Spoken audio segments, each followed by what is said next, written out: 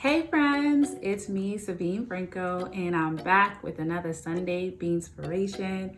Thank you so much for joining me. Thank you guys for helping me to be on purpose.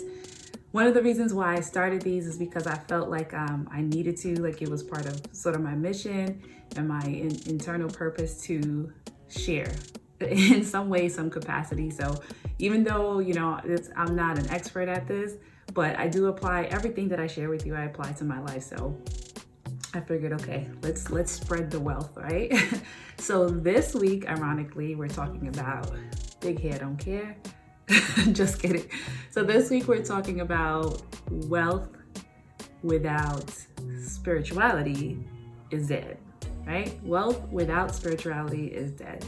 So what are you talking about? So as I've been, I guess, adulting, right, for a little over like 15 years.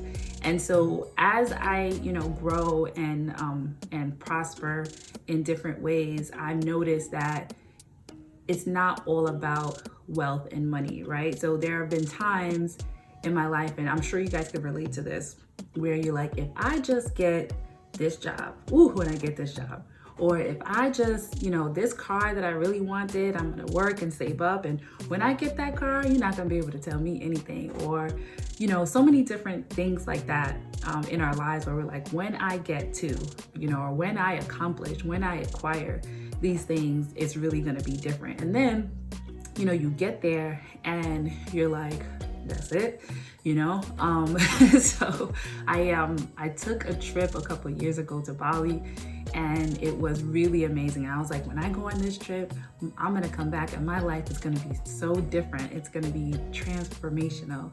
And while you do learn and you benefit and you grow and you prosper from your experiences, it's not enough, right? It's not enough, because if you're only focused on wealth building as it relates to financial, like money, you're gonna find that you are still experiencing emptiness, right?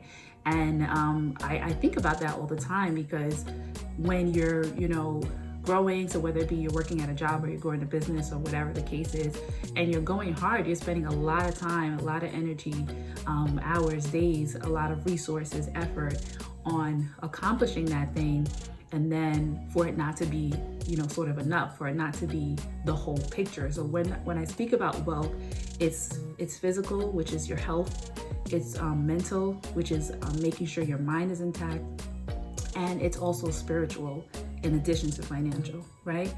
So in studying and learning about people who are wealthy, because part of my, part of what I do is learning how to make sure people keep their wealth, right? And so in studying and learning about, wealthy families and historically wealthy families whose money is still going on till today, I learned that spiritual side and philanthropy and all that stuff is a part of their mission.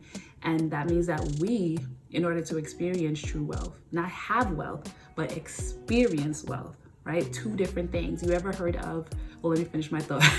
In order to really have, really experience wealth is to make sure that you're including all those four areas.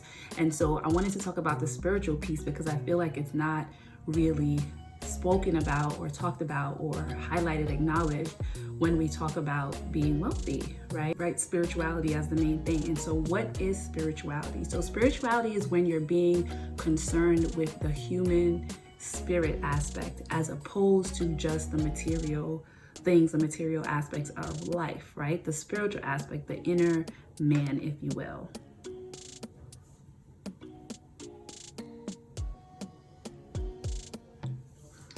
And understanding that there's a higher power outside of yourself, a higher source. Like, you didn't create you, the world didn't create itself, right? And so whatever you want to call that, some people say it's the universe, some people say it's energy, some people say, the laws of attraction. I don't care what you call it, it is God principles. All of these things are rooted in God principles. The oldest book in the world is arguably the Bible, and these principles existed, right? So I call it God. I call it God principles. And what it is that you have to feed your spirit.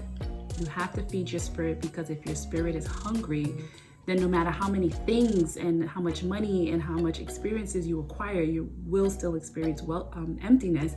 And that's why we see so many wealthy, notably wealthy people end up taking their lives sometimes, because of the fact that they have acquired everything that the world has to offer, yet they're experiencing emptiness, or they feel like their life is so bad that they could no longer go on. And so how do we avoid that on all levels, not just being the richest, but we all are wealthy in some way? Because if you're watching this, right, there's somebody who thinks of your life as being wealthy. You know, having lack is a lack of wealth, right, in any way. So it could be if your health is not good, you're experiencing lack. If you don't know where your meals are coming from, you're definitely experiencing lack. Or if you don't have as much education as one, or access to education, you're experiencing lack, right? So in addition to financial, there's other areas in your life that you may be wealthy, so that, you know, where someone else doesn't have what you have. So we all have wealth in one way or another. So what are you saying, Sabine? What is all this for? So what I'm saying is we need to include all areas of our life when we're talking about wealth building and being and growing and not neglecting certain areas. So I wanted to add a scripture to this, as I normally do. I am no expert, okay? Just a girl who loves God. And so I have a scripture from Mark chapter 8, verse 36 through 37. And this is from the Message version of the Bible. If you're a Bible reader, then you know that there are different versions. And so this is from the Message version if you're looking for it. And it's, what good would it do to get everything you want and lose you, the real you? What could you ever trade for your soul? Right? So that just is clarity and confirmation that even if we get everything that we ever want, but we don't have our soul, we don't feed our soul, we don't, do things that's beyond, financial acquiring of things, then what good is it? Essentially, it's not going to get you further than where you are. So the idea is to make sure that you are either it's prayer or it's meditation. And you know what's funny? People claim that they're not spiritual or they don't believe in God, but let there be a tragedy. Let there be, people shooting people in the streets like we've seen. Our thoughts and prayers are with the family. Our heart goes out to, what thoughts and prayers? We always say that, pray for our nation, pray for our country, right? So everybody has that within them. You need to exercise that. You need to be focusing on gratitude and being thankful and being grateful and giving out of your wealth. Doesn't have to be necessarily money, it could be, but like I think I talked about before, it being time or support or, whatever it is, something that's beyond you, that's not necessarily going to benefit you directly, but living out your purpose. Why are you here, right? It's more than just to work and get and gain, right? It's more than that. So my point is, I say that to say, wealth is not the goal, but it's a tool. It's definitely a tool. It's not the end goal though. It's more like the middle ground. Wealth gives you access. It gives you access to time. It gives you access to influence. It gives you access to,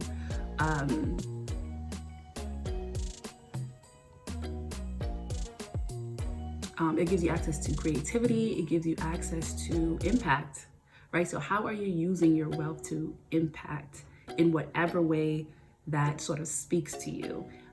The ways that I work on feeding my spirit is through prayer, is through meditation, is through asking God, what are you doing around me that I can join you in? How can I, help someone else? How can I be impactful? How can I, use all of the gifts and talents that you've given me to influence others and be a gift to others, right? So that's your food for thought for the week, and I hope this is helpful to you and that you enjoyed it. And don't forget to stay prayed up and find some ways to feed your spirit, your source energy, and focus on not only financial wealth, but physical, mental, and your spirit.